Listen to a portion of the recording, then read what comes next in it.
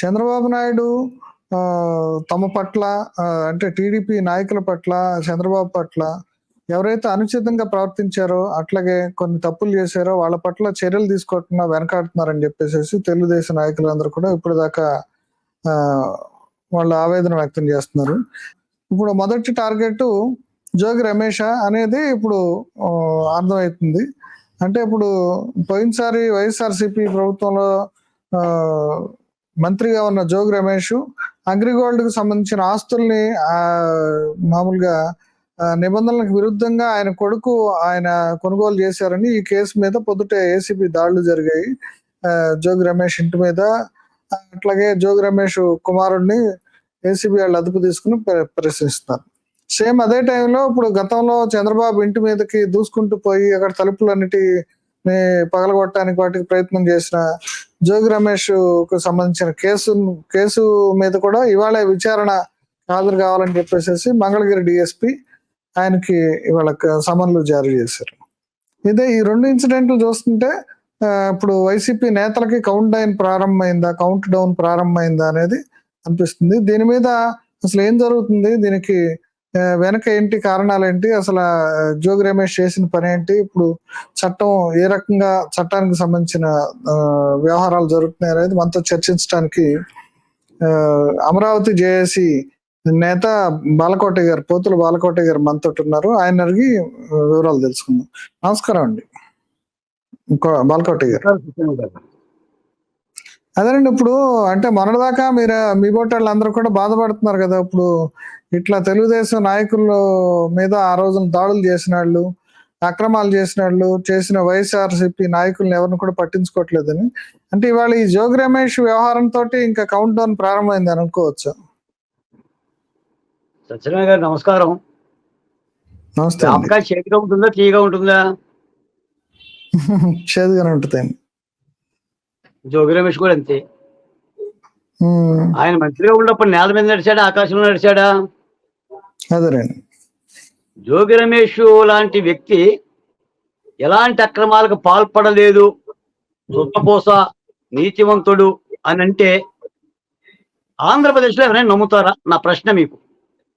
అదేనండి. వీళ్ళు ప్రజాస్వామిక స్ఫూర్తితో పదవులను అలంకరించి పదవులను అనుభవించారా, ఒత్తిగిలి ప్రజాస్వామికవాదిగా బతికారా? ఈ రోజున కూడా వచ్చిన వివాదం అగ్రిగోల్డ్ భూముల్ని తక్కువ ధరలో రాయించేసుకున్నారు వీళ్ళు. దానిని వివిధ పేర్లుగా మార్చి రిజిస్ట్రేషన్ చేసుకున్నారు. ఆ కేసులో జోగి రమేష్ కొడుకు రాజీవ్ని ఈ రోజున అరెస్ట్ చేశారు. జోగి రమేష్ ని అరెస్ట్ చేయాలి ఈ కేసులో. ఎందుకంటే జోగి రమేష్ కి తెలుసు ఆస్తులు ఎవరి పేరు మీద రాసుకోవాలి.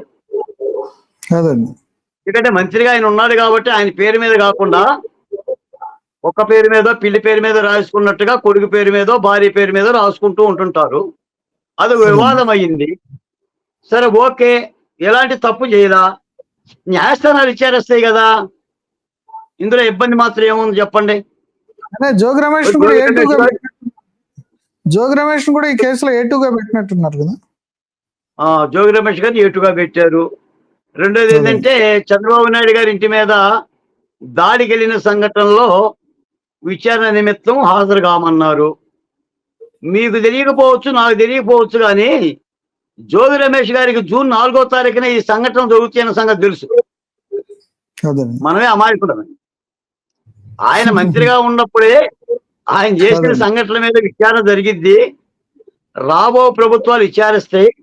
ఎందుకంటే చట్టానికి హక్కులు ఉన్నాయి కదా సత్యనారాయణ గారు. మీరు అధికారంలో ఉన్నప్పుడు చట్టం మీ చేతిలో గనక కొలబద్దలాగా ఎలా అయితే వినియోగించుకున్నారో మరొకరు అధికారంలోకి వస్తే అదే పరిస్థితి జరుగుతుంది కదా. ఇందులో కంగారు పడాల్సిన పని ఏం లేదు. జోగి రమేష్ గారు కానీ లేదా ఆయన కొడుకు కానీ ఆ ఎల్లంపల్లి సీను కానీ ఇప్పుడు ప్రెస్ మీట్లు పెట్టి మాట్లాడుతున్నారు. ఇదేదో ప్రతీకార చర్య, జోగి రమేష్ మీద ఏదో ఇబ్బంది పెడుతున్నారు అని. ఏముంటుంది జోగి రమేష్ మీద ఇబ్బంది పెట్టడానికి? ఆయనే పెద్ద ఇబ్బందికరమైన వ్యక్తి.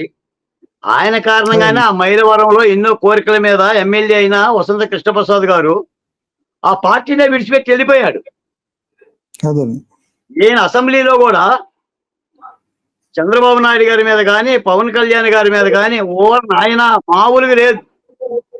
హరోం హరహర మామూలు వెంకటహాసాలు కాదు. ఎస్పి అదే రంగారావు గారు కూడా అట్లా నడవడం, అట్లా అదే నవ్వడం, అంత వికటహాసాలు చేశారు వీళ్ళు. కాబట్టి గతంలో ఎన్నోసార్లు చెప్పాం, మీ ఇంటికి మా ఇల్లు ఎంత దూరమో, మా ఇంటికి మీ ఇల్లు ఎంత దూరం అని. సార్ నేను అధికార పార్టీ కాకపోయినా, నేనే తెలుగుదేశం పార్టీ నాయకుడిని కాదు, దానిలో నాకేమి అధికార ప్రతినిధి హోదా లేదు. కానీ సంఘటనలు జరిగినప్పుడు విచారించడంలో తప్పేంటి అని అంటున్నా. అంటే ఇది ఒకవేళ జోగి ప్రతీకారం రమేష్ గారు ఓపోయినట్టు, ఇది జోగి ప్రతీకారం రమేష్ గారు అంటారా? చెప్పినట్టుగా కాదు, జోగి రమేష్ గారు చెప్పినట్టుగా ఆయనకి నేరాలంటే తెలియదు, ఘోరాలంటే తెలియదు. డాక్టర్ బిఆర్ అంబేద్కర్ బీసీలకు రాజ్యాంగం రాసింది జగన్మోహన్ రెడ్డి అన్న మాట ఒకటే తెలుసు అని అనుకుంటే, ఆ బీసీ అదే రాజ్యాంగమే కాపాడుతుంది ఆయన్ని. జగన్మోహన్ రెడ్డి గారు రాశారు కదా బీసీల రాజ్యాంగం ఒకటే. మనకు అదే తెలిసింది భారతదేశంలో అంబేద్కర్ రాజ్యాంగం. జగన్మోహన్ రెడ్డి గారికి జోగి రమేష్ గారికి చాలా రాజ్యాంగాలు తెలుసు. రాజారెడ్డి రాజ్యాంగం ఏమో జగన్మోహన్ రెడ్డి గారికి తెలుసు, జోగి రమేష్ గారికి జగన్మోహన్ రెడ్డి గారి రాజ్యాంగం తెలుసు. ఇందులో పెద్ద ఇది ఇబ్బంది ఏముంది సార్? ఇది ప్రతీకారం అంటారా, లేదంటే అసలు అగ్రిగోల్డ్ కేసులో పసంద్ అంటారా?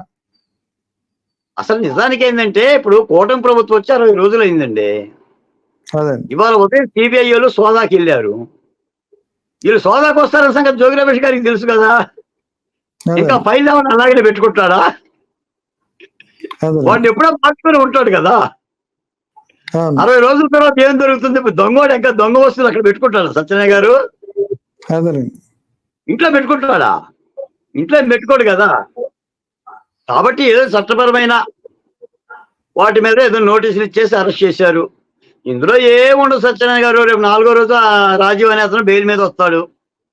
ఆ జోగి రమేష్ కూడా నోటీస్ ఇస్తారు, పంపిస్తారు. ఇది కూడా ఒక విధంగా చెప్పాలంటే మాకు కన్నీళ్ళు చూడటమే అవుతుంది. చట్టం అంటే చట్టంలాగా పనిచేస్తే, చట్టం కేసు చట్టంలాగా పనిచేస్తే మాత్రం చెప్పండి సార్. కేసు నిలబడదంటారా? ఏముంటుంది నిలబట్టడానికి? ఇప్పుడు ఇవన్నీ కూడా ఏంటి, సివిల్ డిస్ప్యూట్స్, భూ తగాదాలు, పొలం తగాదాలు, రిజిస్ట్రేషన్ తగాదాలు. ఏం నిలబడతాయి ఇక్కడ? అట్లా కదండి. అగ్రిగోల్డ్ కుంభకోణానికి సంబంధించి అగ్రిగోల్డ్ది ఆల్రెడీ ఒక వివాదం నడుస్తుంది. ఆ అగ్రిగోల్డ్ భూమి ఏదైతే సిఐడి ఆధీనంలో ఉందో ఈ కేసుల వ్యవహారంలో, ఆ భూమిని మ్యానిపులేట్ చేయడానికి సంబంధించిన రికార్డ్స్ క్లియర్ గా కనపడతాయి కదా, రెవెన్యూలో కానీ మ్యానిపులేట్ చేసింది కానీ రిజిస్టార్ ఆఫీసులో కానీ. చూశాను. అంటే వెల్లంపల్లి సీని గారు ఈ 2022 ఈనాడు పేపర్ ఒకటి పెట్టుకొని చూపిస్తున్నాడు. ఇలా పేపర్లో ప్రకటన చేశాము, పలానా భూమిని కొనుగోలు చేస్తున్నామని, వివాదాలుంటే చెప్పమని. అలా ప్రకటన చేసినాక మేము కొన్నాడు జోగి రమేష్, తర్వాత దాన్ని వేరే వాళ్ళకి విక్రయించాడు. ఆ విక్రయిస్తున్నప్పుడు కూడా అదే ఈనాడులో ప్రకటన చేశాడు. 100 కోట్ల లింగాలకి 100 కోట్ల రూపాయలు సార్. అంటే దొంగ సొమ్ముని అమ్ముతున్నాం అని చెప్పేసి పేపర్లో ప్రకటనిస్తే ఆ ప్రకటనకి ఎవరు స్పందించలేదనే దొంగ సొమ్ము కాకుండా పోద్దా? అందుకనే మరి 100 ఇటుకలు తిన్న పిల్లి తీర్థయాత్రలు పోయిందని మనం ఎందుకంటాం? ఇప్పుడు వాళ్ళ చట్ట ప్రకారంగా లొసుకులను వాడుకోవటం వాళ్ళకంటే వాళ్ళకే బాగా తెలుసు.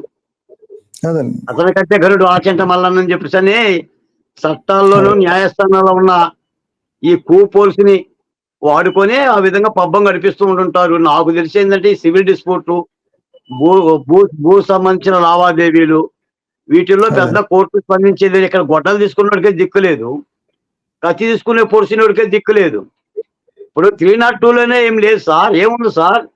కాబట్టి కాకపోతే అయినా సరే ప్రభుత్వం తన చర్యలు తను తీసుకోవాలి. దాని మీద ఫిర్యాదులు ఉన్నాయి. అగ్రిగోల్డ్ వాళ్ళు ఫిర్యాదులు చేశారు గత ప్రభుత్వంలోనే. గత ప్రభుత్వం ఆ ఫిర్యాదులు పట్టించుకోవాలా, ఈ ప్రభుత్వం వచ్చిన తర్వాత పట్టించుకుంది. అందుకని ఇదేదో పెద్ద మనమేమి పెద్ద బాధపడాల్సిన విషయమాను. జోగి రమేష్ గారు కూడా అంత కుమిలి పోవాల్సిన అంత అవసరం లేదు, ఆయనకే తెలుసు. కాకపోతే ఏదో రాజకీయం చేయాలి కాబట్టి రేపు జగన్మోహన్ రెడ్డి గారు కూడా మాట్లాడతాడు ఈ విషయం మీద. ఎందుకంటే ఆయన అనుంగ మంత్రివర్యులు కాబట్టి ఆ ఓడి మీద ఈ విధంగా ఆంధ్రప్రదేశ్ లో మళ్ళీ రాష్ట్రపతి పరిపాలన పెట్టాలనడానికి ఇది ఒక ఉదాహరణగానే చెప్తాడు ఆయన. అదేనండి. ఇప్పుడు అమెరికాలో చదువుకుని బుద్ధిమంతుడైన యువకుడు అతని కెరీర్ పాడు చేయడానికి ఇట్లా చేశారు, ఇది చాలా అన్యాయం అని చెప్పేసి జోగి రమేష్ గారు వాపోతున్నారు. ఇప్పుడు మనం చెవిరెడ్డి విషయంలో కూడా అంతే జరిగింది. చెవిరెడ్డి కొడుకు కూడా ఆయన అమెరికాలో చదువుకుని ఏదో ఎయిర్పోర్ట్ లో మళ్ళీ ఆయన మర్డర్ కేసులో ఆయన పెట్టుకున్నారు. అంటే వీళ్ళంతా కూడా తండ్రులు మళ్ళా తీసుకొచ్చి అమెరికా చదువుకున్న పిల్లల్ని కూడా ఈ వ్యవహారాల్లో ఇన్వాల్వ్ చేస్తున్నారా? ఇప్పుడు వాళ్ళ కెరీర్ని కూడా పాడు చేస్తున్నారు అనుకోవాలా? వీళ్ళెవరు అమెరికాలో లేరు సత్యనారాయణ గారు. ఏంటి వంకంటే ఇదిగో డొంక అని చెప్పి అడ్డం పెట్టడమే. జోగి రమేష్ పక్కన వాళ్ళ కొడుకు రాజీవ్ గారి రాజకీయాలు నడిపింది ఈ 4 ఏళ్ళు. ఆ నియోజకవర్గ ప్రజలను అడిగితే చెప్తాడు. తండ్రి పక్కన ఉండి రాజకీయాలు నడిపించింది ఆయనే. చెవిరెడ్డి భాస్కర్ రెడ్డి దగ్గర ఉండి కూడా రాజకీయాలు నడిపింది ఆయన కొడుకే. ఇప్పుడు ఏంటంటే కేసులు అవుతున్నాయి కాబట్టి మా బిడ్డలు అమెరికాలో చదివారు, అసలు ఆంధ్రప్రదేశ్ ఎక్కడుందో తెలియదు, మైలవరం నియోజకవర్గమే తెలియదు, ఇక్కడ ప్రజలకు కాళ్ళు చేతులు ఉంటాయని కూడా తెలియదు అని చెప్పి నంగనాసి తుంగపర్ర మాటలు తప్ప వాళ్ళు స్వహస్తాలతోనే అయ్యలు నడిపారు. కొడుకులు దగ్గర పెట్టుకునే రాజకీయాలు నడిపారు. ఆయన పేరు మీదే రిజిస్ట్రేషన్ అయ్యింది. అమెరికాలో ఉన్నోడి పేరు మీద రిజిస్ట్రేషన్ ఎందుకు అయింది మరి? ఆయన సంతకం పెట్టలేదా రిజిస్ట్రేషన్ దస్తావేజుల మీద? ఇవన్నీ ఏంటంటే చెప్పుకోవటానికి బాగుంటుంది, రాజకీయంగా ఒక విమర్శ చేయటానికి తప్ప. నాకు తెలిసి ఏంటంటే భూ ఆక్రమణలు కానీ, లావాదేవీలు కానీ, ఇసుక కుంభకోణాలు కానీ, ఆ VTPS లో బూడిద ఒకటి ఉందండి. కొన్ని లక్షలు వస్తాయి నెలకి. అక్కడ ఉన్న ఎమ్మెల్యే ప్రతి వాళ్ళు కూడా ఏంటంటే ఆ బూడిద ఒక్కడమే పని, ఇక అన్యుల్ని రానివ్వరు. అయినా జోగి రమేష్ గారి మీద చాలా ఆరోపణలు ఉన్నాయి. అటు పెడ నియోజకవర్గంలో ఉన్నాయి, మైలవరం నియోజకవర్గంలో ఉన్నాయి, మంత్రిగా నియోజకవర్గంలో ఉన్నాయి. కాకపోతే ఆయన ఏంటంటే ఈ రోజు సుతపుసులా మాట్లాడుతుంటాడు కాబట్టి చట్టం తన పని తాను చేస్తుందని చెప్పడమే, చేసేదేముంది. వీళ్ళు ఏం చెప్పారు వైసీపీ వాళ్ళు ఆ రోజున? ఇప్పుడు ఏదో వాట్సాప్ లో మెసేజ్ పెడితే రంగనాయకులను అరెస్ట్ చేశారు. ఎందుకు అరెస్ట్ చేశారా అంటే చట్టం తన పని తాను చేస్తుంది అన్నారు. జర్నలిస్ట్ రంగబాబు గారు చొక్కా లేకుండా అరెస్ట్ చేశారు. ఎందుకు అరెస్ట్ చేశారంటే చట్టం తన పని తాను చేస్తుంది అన్నారు. నాకు 41 నోటీస్ ఇచ్చి 16 సార్లు హౌస్ అరెస్ట్ చేశారు. ఏం పాపం చేశాం, ఏం నేరం చేశాం, ఏం ఘోరం చేశాం? మెడలో ఆకుపచ్చని కండువాలు కప్పుకోవడమే తప్పు అయిపోయింది. కాబట్టి తప్పేం లేదు నాకు తెలిసి. ఎందుకంటే వీళ్ళందరూ కూడా మంత్రి పదవిలో ఉన్నప్పుడు విర్రవి గారు, జోగి రమేష్ లాంటి వ్యక్తి తప్పు చేయలేదు అనుకుంటే, తప్పు చేయలేదని అంటే హరిశ్చంద్రుడు నమ్ముతాడేమో కానీ నేనైతే నమ్మను సార్. వాళ్ళ పరిస్థితి అది. కాబట్టి అయినా సరే ఇబ్బంది ఏం లేదు. జోగి రమేష్ గారు మీరు భయపడమాకండి, ప్రతిపక్షంగా పోరాడండి, న్యాయస్థానాల్లో పోరాడండి, చంద్రబాబు నాయుడుతో పోరాడండి. మీరు నేరం చేయలేదని చెప్పండి, న్యాయమూర్తుల దగ్గరికి వెళ్ళండి, మీకున్న నిజాయితీ పత్రాలు ఏంటో చూపించండి. అవన్నీ చెయ్యాలి. ఇప్పుడు చెప్తున్నాడు కదా ఆయన చంద్రబాబు నాయుడు ఇంటికి అర్జీ ఇవ్వడానికి వెళ్ళాను, దాడికి వెళ్ళలేదని చెప్పాడు. మరి శాసనసభలో ఏం చెప్పాడు? ఆ చంద్రబాబు నాయుడు చంపేస్తాం అన్నట్టుగా మాట్లాడారు కదా వీళ్ళు. మరి అందుకని ఆ రోజుకు ఒక మాట, ఈ రోజుకు ఒక మాట, ఇదంతా ప్రజలు చూస్తూనే ఉంటుంటారు. ఎనీహౌ చట్టం తన పని తాను చెయ్యాలి. ఆ చట్టాన్ని విచారించేది న్యాయస్థానాలు. ఎలాంటి ఇబ్బంది ఉన్నా కూడా న్యాయస్థానంలో చెప్పుకోవచ్చు. కొడుకుని ఉదయం సాయంత్రం తండ్రిని ఫిక్స్ చేసినట్టు కనపడుతుందండి. తప్పేంటి సార్ సత్యనారాయణ గారు? ఏంటి జాలి చూపిస్తారేంటి? అదండి ఎందుకు జాలి అంటున్నా? వాళ్ళు ఏం చేశారంటున్నా. నేను అంటే ఇప్పుడు వరకు మీరు ఎవరు కూడా ఈ జోగి రమేష్ లాంటి వాళ్ళ మీద చర్య తీసుకోవట్లేదు అని చెప్పేసి బాధపడుతున్నారు. కాబట్టి ఇక చంద్రబాబు నాయుడు ఆయన పని ప్రారంభించారు అనుకోవాలి. అదే ఇప్పుడు చట్టం తన పని తను ఏంటంటే మనం ములుగారితో పొడిస్తే తప్ప పోదు కదా. మనం ఆ మాట అయితే అంటాం కానీ చట్టం పనిచేయాలి అంటే దానికి ఎవరో ఒకళ్ళు ఉండాలి కదా, దాన్ని కదిపించడానికి. దానంటే అది కదలదు కదా. కాదు సత్యనారాయణ గారు, ఇప్పుడు ఈ విషయంలో కూడా అగ్రిగోల్డ్ ఫిర్యాదులు 2022 నుంచే ఉన్నాయి. అదండి 22 నుంచే మా భూముల్ని ఈ విధంగా అన్యాక్రాంతం చేసుకున్నారు, రిజిస్ట్రేషన్ చేసుకున్నారు అని ఫిర్యాదులు ఉండే కదా, ప్రభుత్వం పట్టించుకోవాలా. ఆ ఫిర్యాదులు పురస్కరించుకొని ఇప్పుడు ఉన్న మళ్ళీ సిఐడి డిపార్ట్మెంట్ కాస్త పని చెప్పింది, ఖాళీ కొద్ది బుద్ధి చెప్పింది. ఆ నేపథ్యంలో ఆయన అరెస్ట్ చేశారు. ఇబ్బంది ఏముంటుంది? నేనైతే చంద్రబాబు నాయుడు ఇంటి మీద వ్యవహారం మీద ఆయన మాట్లాడతారు. ఇప్పుడు దానికి సంబంధించి నోటీసులు ఇచ్చారు కదా మంగళగిరి డిఎస్పీ.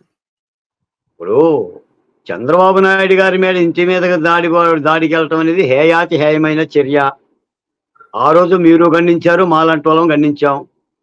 అసలు చంద్రబాబు నాయుడు గారిని కరకట్ట నుంచి బయటికి రానివ్వకుండా చేశారు, తాళ్ళు కట్టారు.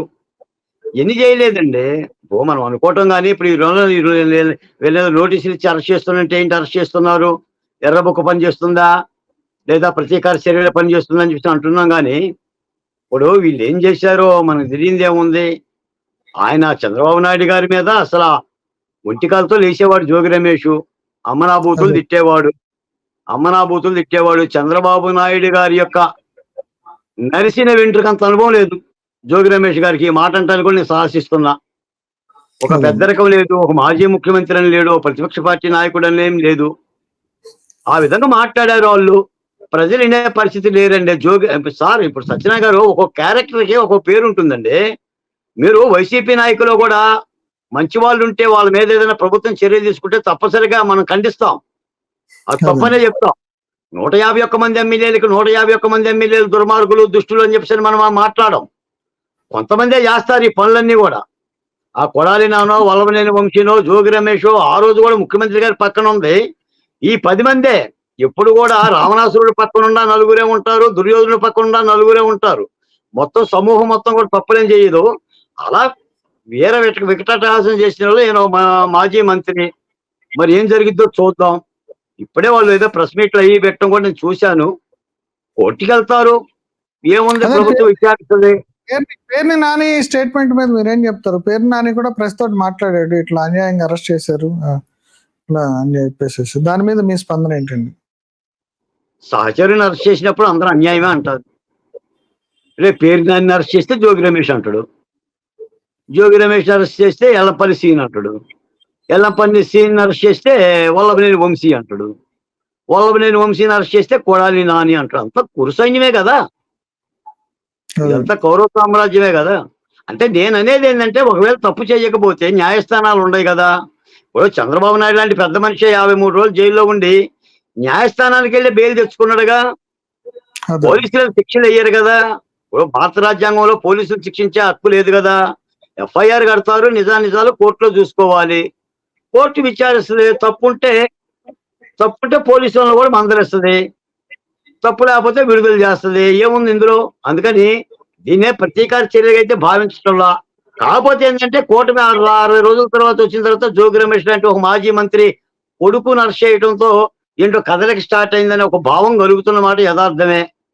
మరి ఎన్నికల ప్రచారంలో కూడా వాళ్ళు కూటమి నాయకులు కూడా చెప్పారు కదా. పెద్దలందరూ కూడా చంద్రబాబు నాయుడు గారికి, పవన్ కళ్యాణ్ గారు కానీ, లోకేష్ గారు కానీ రేపు పొద్దున ప్రభుత్వం వస్తే మొత్తం మేము సమీక్షిస్తాము, ఎలాంటి తప్పులు జరిగితే ఆ తప్పుల మీద చర్యలు తీసుకుంటాం అన్నారు కదా. ఈ రోజున మదనపల్లిలో ఫైలు దగ్ధమైనవి. ఎందుకు దగ్ధమైనవి? రైతులు వేలాదిగా దస్తావేజులు పట్టుకొని మా భూములు ఆక్రమించుకున్నారు, దౌర్జన్యం చేశారని వస్తున్నారు. మరి దాని మీద చర్యలు తీసుకోవాలి కదా ప్రభుత్వం. తీసుకోమని కూడా చెప్తాం కదా. మాలాంటి వాళ్ళం, మీలాంటి వాళ్ళం. ప్రభుత్వం 4 రోజులు లేట్ అయినా తీసుకోవాల్సిందే కదా. అందుకని దీన్ని చట్టం తన పని తాను చేసినట్టుగానే భావిస్తాం తప్ప ఇదే కక్షపూర్తి వాతావరణంగా అయితే మాలాంటి వాళ్ళైతే భావించం. అది మాత్రం యథార్థం సత్యనారాయణ గారు. పెద్దిరెడ్డి అయిపోయాడు. ఇప్పుడు ఆయన మీద ఇప్పుడు కేసు, అది ఆయనకు సంబంధించిన వ్యవహారాల మీద కేసు నమోదు చేయటం అది మదనపల్లిలో జరిగింది. తర్వాత ఈ వల్లభనేని వంశీ ఏమైపోయాడండి? ఇంకా దొరకలేదు పోలీసులకి. ఇంకా ఆయన ఉన్నట్ట, అమెరికాలో వెళ్ళిపోయినట్ట ఈ వరుసలో ఉన్నాడు? నాకు తెలిసి కూటమి ప్రభుత్వానికి కొద్దిగా రోషం తగ్గిందని అనిపిస్తుందండి. ఎక్కడ పోతారండి వల్లభనేని వంశీ? నాకు తెలియగలుగుతున్న చట్టాన్ని కాదని, చట్టాన్ని తెలియకుండా వల్లభనేని వంశీ గారు పారిపోయే పరిస్థితి ఉంటుందండి. ఉంటే అంటే పోలీస్ వ్యవస్థ అంత నిశ్చేష్టంగా ఉందా? అదే పోలీసులు హడావుడి చేశారు, అమెరికా అన్నారు,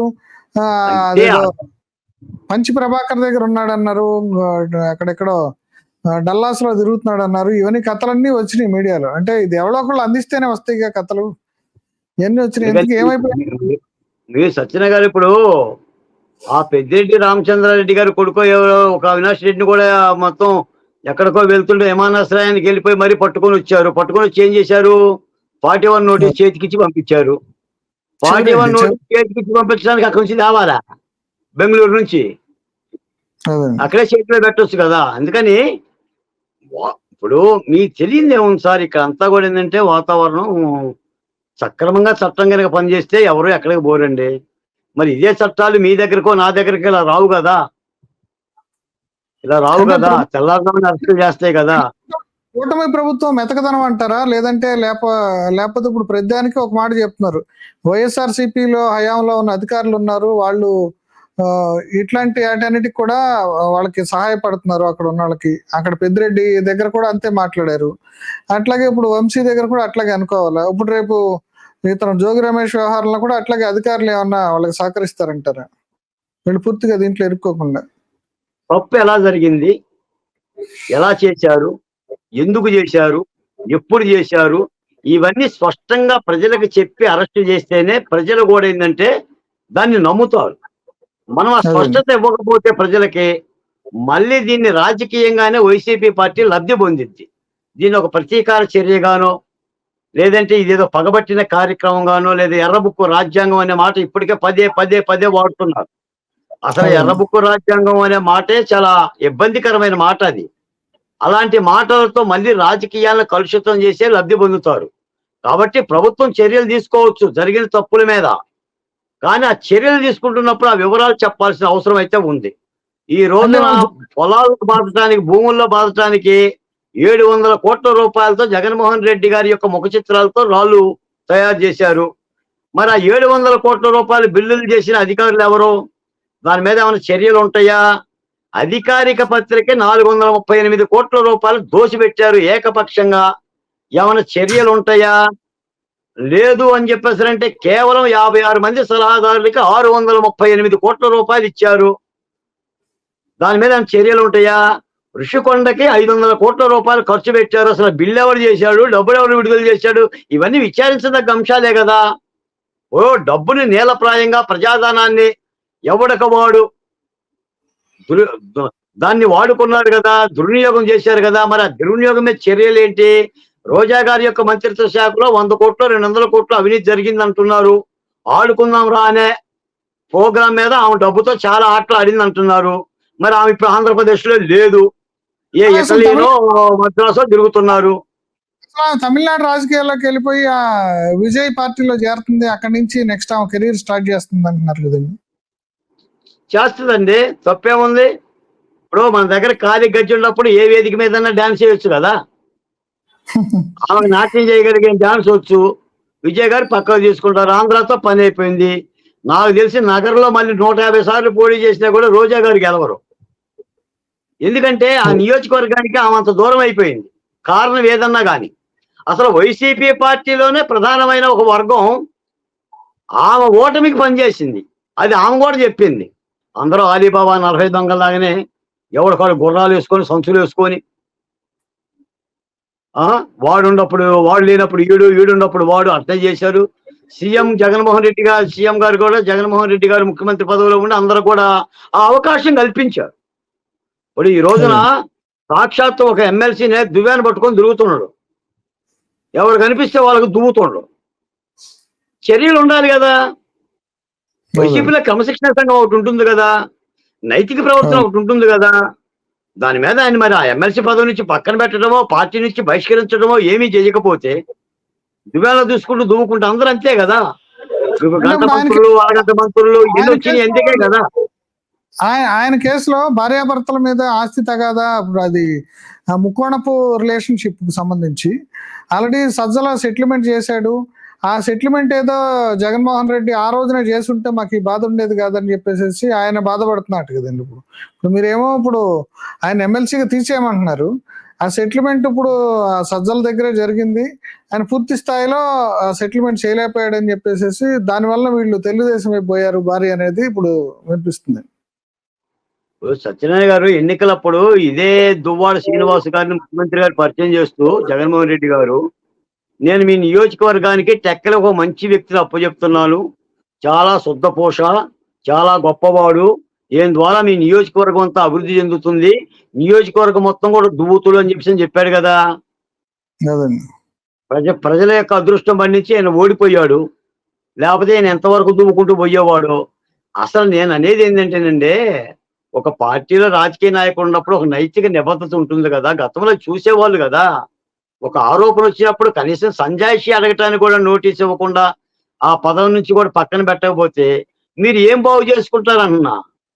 అందరిని అలానే తయారు చేసుకుంటే నైతిక విలువలేయి అంటున్నా. సరే ఆయన సెటిల్మెంట్ నైతిక విలువల చేస్తాడా, గురించి సెటిల్మెంట్ చేయడం తర్వాత సంగతి.